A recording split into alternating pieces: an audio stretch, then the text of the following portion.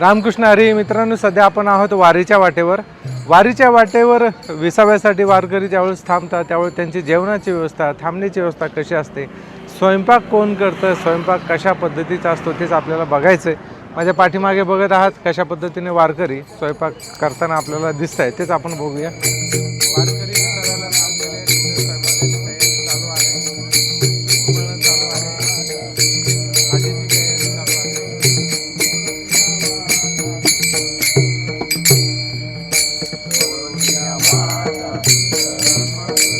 काही वारकरी स्वयंपाकामध्ये गुंतलेले आहे, स्वयंपाक सुरू आहे, पोळ्या सुरू आहेत. आणि काही वारकरी म्हणजे बाजूला माझ्या पाठीमागे तुम्ही बघितलं तर काही वारकरी भजनाचा आनंद घेत आहेत, भजनसुद्धा सुरू आहे. म्हणजे अतिशय रामकृष्ण हरी या गजरामध्ये आनंदात सगळ्या गोष्टी सगळ्या सुरू आहेत. आपण पलीकडे सुद्धा जाऊया. वारकरी जे भजनाचा आनंद घेत असतात त्यांच्यासोबत सुद्धा गप्पा मांडण्याचा प्रयत्न करणार आहोत.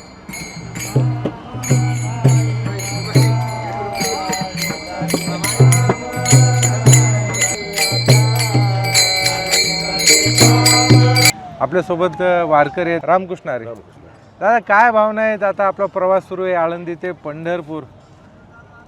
किती वर्षापासून आपण वारी करताय? गेली 750 वर्षे झाली. हा पालखी सोहळा नियमितपणे चालतो. मी गेली 27 वर्षे झालं वारी करतोय. पहिल्यांदाच दिंडीचं पहिलं वर्ष आहे. म्हणजे तुम्ही दिंडी चालक म्हणून तुमचं पहिलं चालक म्हणून, मालक चालक म्हणून पहिलं वर्ष. आणि या पहिल्या वर्षाला या सर्व वारकऱ्यांनी भरभरून असा प्रतिसाद दिला. दिंडी काढायचं एकमेव कारण आहे की दिंडी काढत असताना कुठलं तरी अधिष्ठान बी पाहिजे, आणि आम्हाला ते अधिष्ठान होतं. म्हणून हरिराम या नावानं दिंडी सोहळा हा लिंगसा येथून आम्ही काढलेला आहे. ज्ञानोबरायाच्या सोबत चालत पंढरपूर गाठायचं आहे. तो आनंद वेगळा असतो. थकले जरी वारीतला आनंद हा इतर आनंदापेक्षा कितीतरी पटीनं झालेला आनंद असतो. बरं, यांना काय कोणाला कोणी मूळ पाठवलेलं नाही माऊलीनं माझ्या वारीत या म्हणून. हे वारी आली का ते असं अंगच सळसळ करतंय. ज्यांनी वारी केली त्याचं, ज्यांनी केलं नाही त्याला काय नाही. हा आनंद वेगळा असतो. कारण घरातलं काय चाललंय काय नाही, कोणाला फोन करायचा आहे नाही करायचा आहे, हे काही सगळं विसरून हा वारकरी या भजनाचा आनंद, या ज्ञानोबरायाच्या संगतीचा आनंद सारखा घेत असतो. तुम्ही म्हणताय काय अनुभव सांगायसारखा नाही. कारण इथला आनंदही सांगता येत नाही, इथलं दुःखही सांगता येत नाही. नाही, पण इथं वारीला आल्याच्या नंतर काही आपल्या आयुष्यात काय बदल, म्हणजे आपला प्रपंच बदल निश्चितच होतो ना. बदल का होत नाही? तुम्ही संतांच्या संगतीत आल्यानंतर बदलच आहे ना. अहो, इथं लय माणसं, व्यसनी माणसं हे निर्व्यसनी झाली. असे बरेच उदाहरण आहेत. त्याचं कुटुंब वाचलं, कुटुंब आनंदी झालं. आणि ज्याचं कुटुंब आनंदी झालं त्याला कशाची कमी नसते. आणि वारी म्हणजे काय आहे?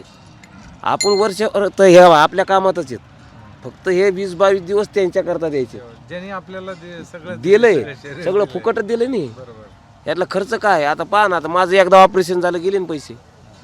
त्याची किंमत जोपर्यंत ते कामी होत नाही तोपर्यंत त्याची किंमतच नाही. कारण ईश्वरानं दिलेलं हे पूर्ण म्हणजे मोफत आहे.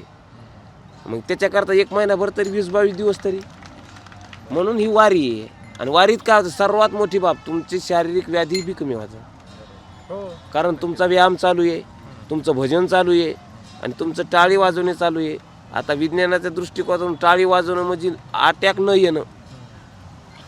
येणारा अटॅकसुद्धा जातो त्यांनी. आणि काय संगतीत माणूस एकदा आला का चांगल्या, तो दुःख विसरला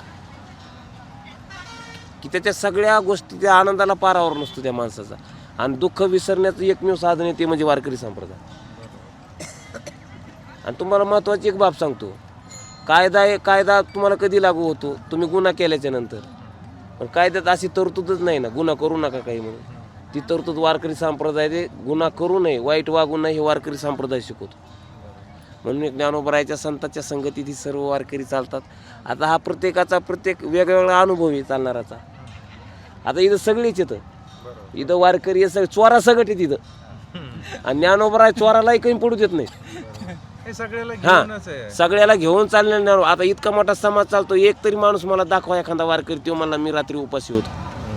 नाही, इतकंच काय तर आता सध्या सगळ्यात जास्त महाराष्ट्रात पाहिलं असेल की जातीत बघितलं जातं. पण हा एकमेव आपला वारकरी संप्रदाय आहे ज्यामध्ये एक दिंडी जरी असेल तर आपल्या दिंडीमध्ये सुद्धा सगळ्या जातीचे माणसं. सगळ्या जातीचे लोक, असं नाही की हाच पाहिजे तो याता याती धर्म नाही विष्णू दासा. इथं आम्हाला जातीशी काहीच घेणं देणं नाही वारकरी संप्रदायाला. तुका म्हणे नाही जाती सवे काम. इथं सगळ्याला अधिकार आहे. यारे यारे लहान थोर याती भलते नारी नर. इथं काय नाही, सगळ्यांनी येणे करता आणि सगळ्यांचीच वारी. इथं सगळीच येतं.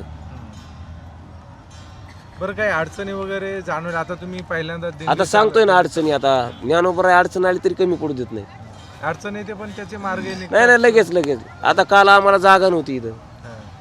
आता ही काय जागा आहे, अचानक दिली आम्हाला जागा. तिथं एक जणाची बघितली, तिथं अडचण होऊ लागली. परत तो माणसाने दुसरी दाखवली, ती नीट केली, साफ केली. परत हा माऊली आले, म्हणले माऊली इथं नका बसू, चला तुम्हाला जागा देतो. आले, इथं आणून बसवलं. हे ज्ञानोबराच देणार आहेत ना, दुसरं कोणी. सगळं आनंदात चालू आहे. ह्या बघा, काही नाही. जगताची माऊली आहे. लेकराला काय लागतं, ज्या आईला कळतं का ती आई असते. आणि लेकराला भूक लागल्यानंतरच ही मारते का ती बाई असते.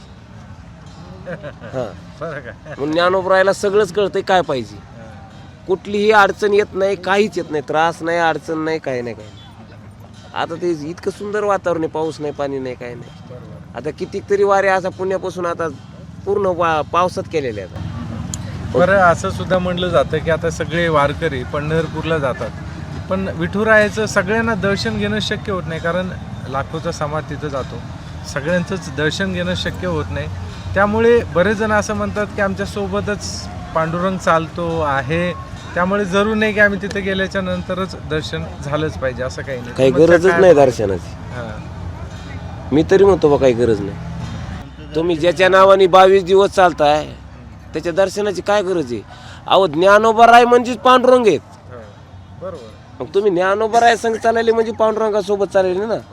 मग तुम्हाला इथं दर्शन व्हायला तिथं काय बंद आहे? सोबतच पांडुरंग आहे, सोबतच आहे. प्रत्येक वारकऱ्यामध्ये पांडुरंग आहे. अहो प्रत्येक वारकऱ्यात म्हणण्यापेक्षा इथं जो जीव आहे हा जीवच ईश्वर स्वरूप आहे मुळात.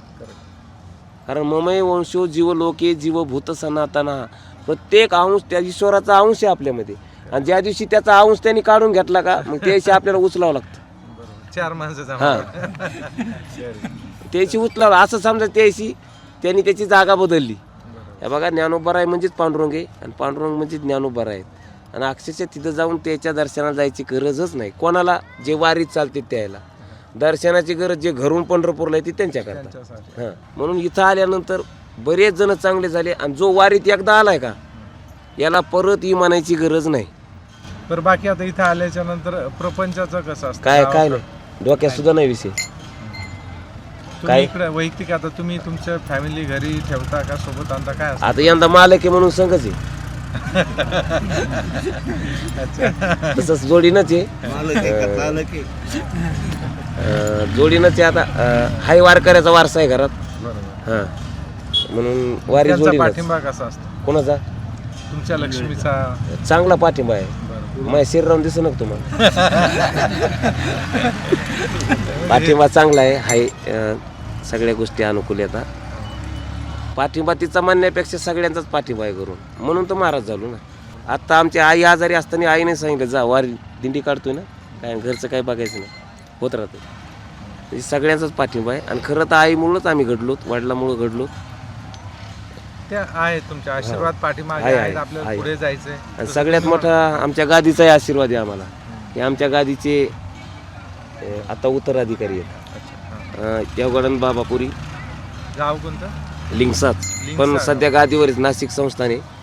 हां, आणि विशेष करून आमच्या गादी म्हणजे काही लाबाडाची गादी नाही. कारण गादीला आणखीन सोनं आणि पैसा ह्या गोष्टीनं पर्सेस केला नाही. निष्कलंकित गादी पहिल्यापासून वारसा तसा आहे तो.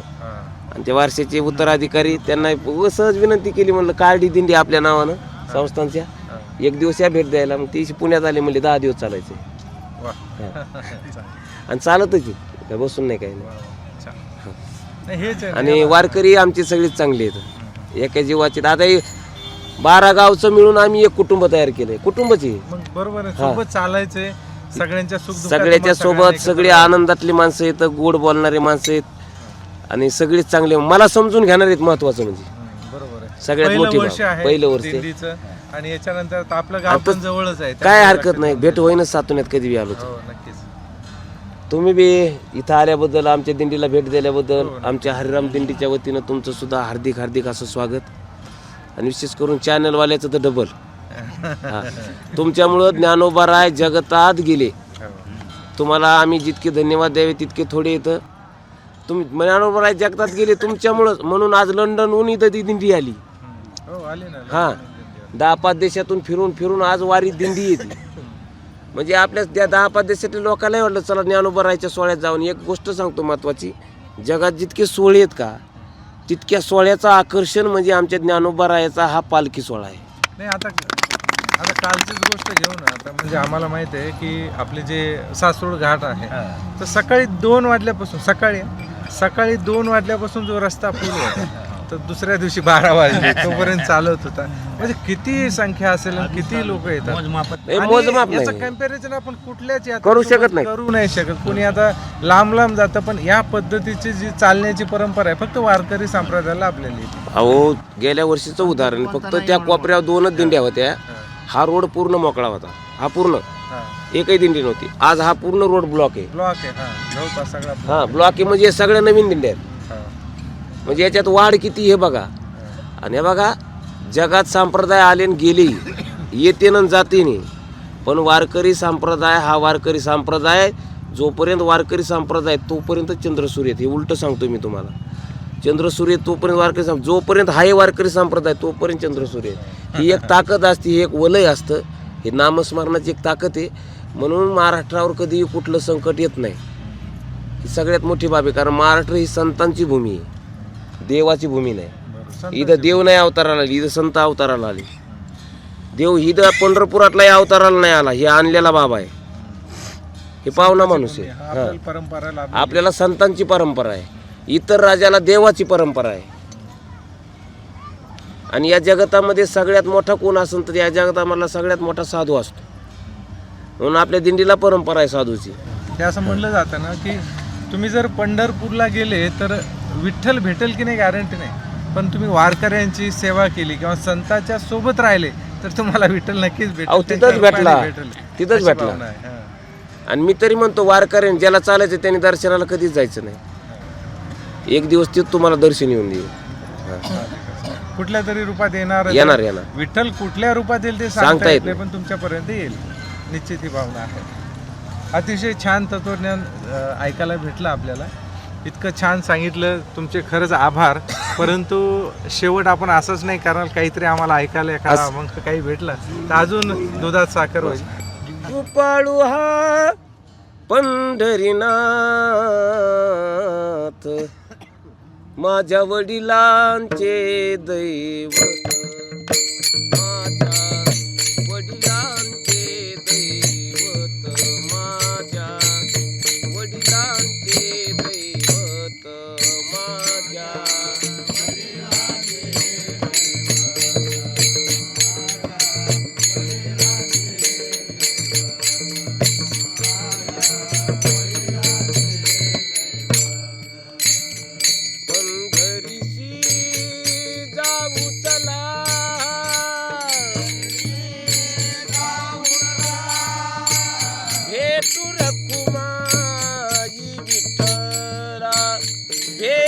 रखुमाई विठ्ठला, कृपाळू हा पंढरीनाथ, कृपाळू हा पंढरीनाथ, माझ्या वडिलांचे दैवत, माझ्या वडिलांचे दैवत, माझ्या वडिला